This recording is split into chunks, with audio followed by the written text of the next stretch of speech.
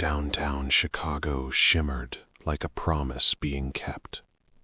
Neon signs hummed. Store windows glowed with silver ornaments and moving trains that never stopped. Music spilled onto the sidewalks. Soft bells, distant choirs, the scrape of laughter against the cold air. The city smelled of roasted chestnuts and fresh coffee, of money being spent without fear. 6 blocks away, beneath the steel ribs of an elevated train, the light collapsed into shadow. Each passing train screamed overhead, shaking rust flakes loose like falling ash. The ground was damp, the concrete sweating cold into anything that touched it. A sour mix of urine, metal, and old rain clung to the air. Wind tunneled through the pillars and cut straight through skin. Michael Turner sat there, hunched and still. He was 46 years old. Once broad-shouldered, his frame had thinned into sharp angles. His beard grew uneven, streaked with gray he was too young to have. A persistent tremor ran through his hands, worsened by the cold and the untreated nerve damage in his left arm. His boots were split at the seams, socks damp, toes numb enough to burn. Michael had pneumonia. He knew, because breathing felt like glass scraping his lungs. Each cough tasted faintly of iron. The free clinic had warned him weeks ago. Antibiotics cost $87. Without them, winter would decide the rest. In his pocket, he carried $14.63. Not enough for medicine, not enough for a bed, barely enough for a meal. Beside him lay his blanket, thick, army green, torn along one edge. He had found it months earlier in a donation bin behind a closed church. It smelled of dust and detergent, and when wrapped tightly, it almost felt like safety. Almost. Michael hadn't always lived under trains. Years ago, he had an apartment, a job fixing HVAC units, hands that worked and a body that obeyed. Then his wife got sick. Then the bills stacked. Then the company downsized. Then the apartment emptied itself. Loss rarely arrives loudly, he had learned. It comes quietly, one unpaid notice at a time. A train roared overhead. Michael coughed hard, doubling over, fingers gripping the blanket as if it might slip away, too. His breath came shallow and fast. The night pressed closer. And then, from the edge of the shadows, a voice barely louder than the wind whispered, "Sir, do you have anything warm?" Michael lifted his head slowly. The movement sent a sharp ache through his chest, and he had to swallow before he could breathe again. The voice had come from his right, thin, strained, as if it might break if the wind pushed too hard. A man stood there, half hidden by the pillar's shadow.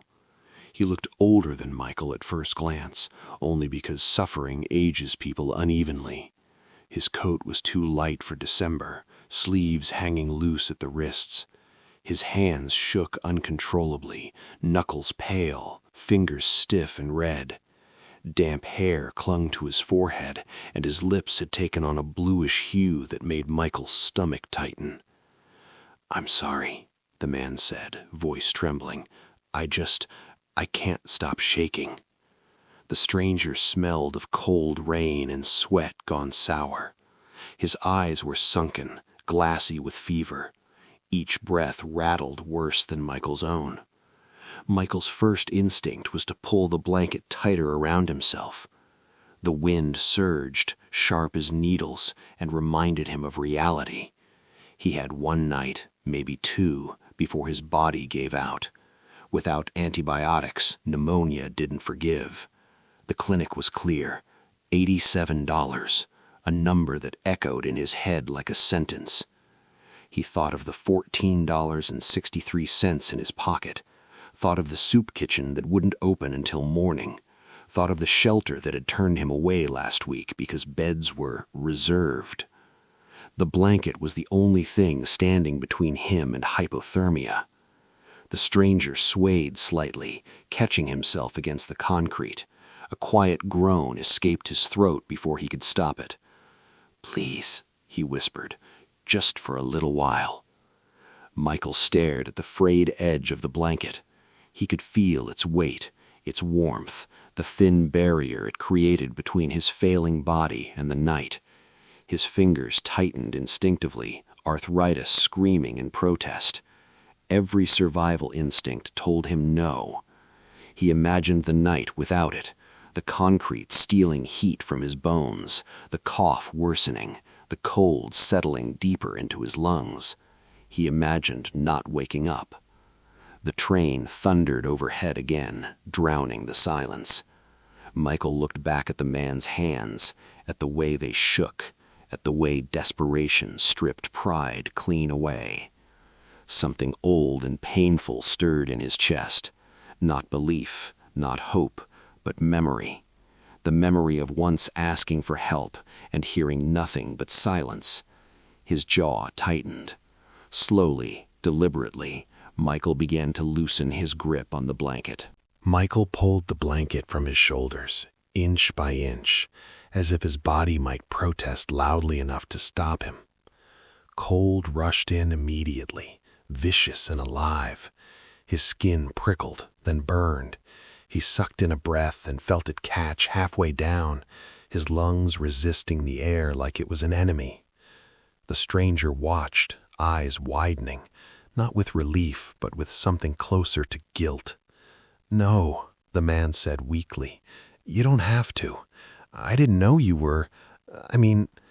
It's fine," Michael interrupted, though his teeth had already begun to chatter. His voice sounded thin, unfamiliar. "Just take it." He stood, legs unsteady, the world tilting slightly. The concrete seemed to pull at his boots, heavy and cold, like it wanted to keep him there. He wrapped the blanket once around the stranger's shoulders, then again, tucking it tight the way his wife used to tuck sheets at night. The man flinched as warmth touched his skin. A soft, broken sound escaped his throat, half sob, half breath. "Thank you," he whispered. "I didn't think anyone would stop." Michael stepped back, hugging his own arms. The wind wasted no time. It slipped under his coat, across his ribs, straight into his chest. His cough came hard and wet now, doubling him over. Spots danced in his vision. He sank back onto the cardboard, hands numb, fingers refusing to straighten. Each second without the blanket stretched longer than the last. The stranger sat beside him, wrapped tightly, shivering, slowly easing. For a moment, neither spoke. The elevated tracks groaned. Somewhere far away, sirens wailed. The city kept celebrating. Michael's thoughts blurred. He thought of the $87 again, of the medicine he would never buy, of how easy it would have been to say no, how reasonable. "I hope," he murmured, unsure if the man could hear him, "that this helps you more than it helps me." His breathing grew shallow. The cold crept deeper, past skin and muscle, into something older. His hands went still. Then, the stranger placed a hand on Michael's arm. It was warm. Not just warm, steady, grounded, stronger than it should have been. Michael looked up. The stranger's shaking had stopped. The air around them felt different, quieter, as if the wind had stepped back to listen. And for the first time all night, Michael felt heat bloom in his chest, spreading outward instead of fading away. Michael blinked hard, convinced the sensation was a trick of failing nerves. Warmth did not move like this. It didn't arrive calmly, deliberately, as if it knew exactly where to go. Yet it spread through his chest, down his arms, into his fingers that moments ago felt like stone. He coughed once, then again, but this time the sound was different, dry, shallow, no iron taste rising in his throat. The stranger's hand remained on his arm. Up close, the man's face looked changed. The gray tint had lifted from his skin. His eyes, once dull with fever, were clear now, reflecting the street lamp's weak glow like calm water. "You gave what you needed to live," the man said softly. His voice no longer shook. "That matters." Michael frowned. His breath came easier, fuller. He inhaled deeply, expecting pain. There was none.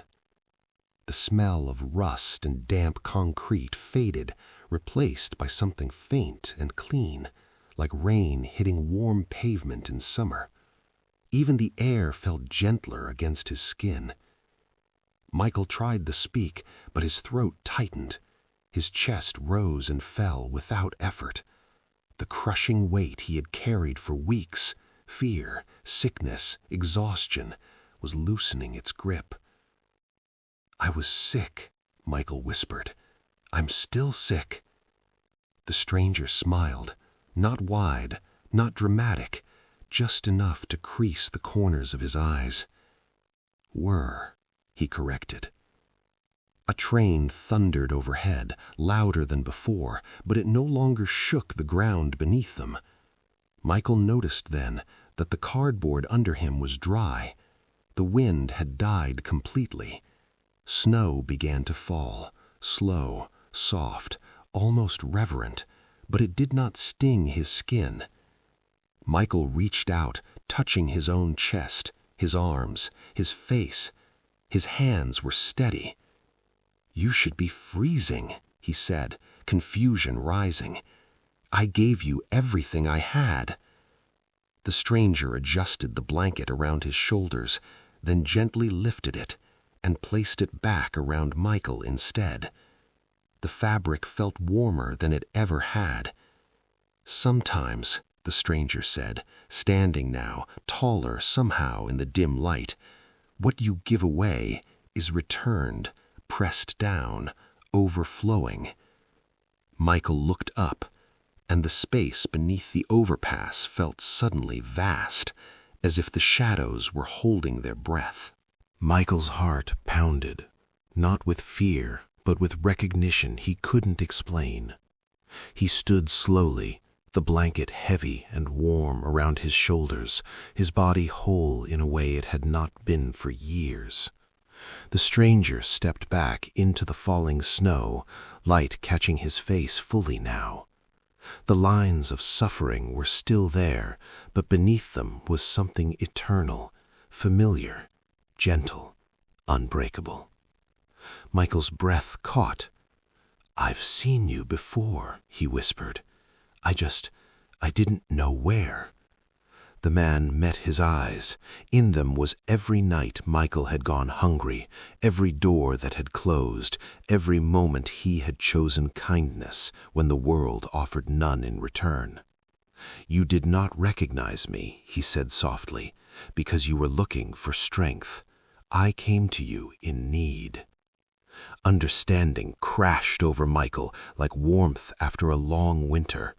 His knees weakened, tears burned his eyes, spilling freely now, hot against his cheeks.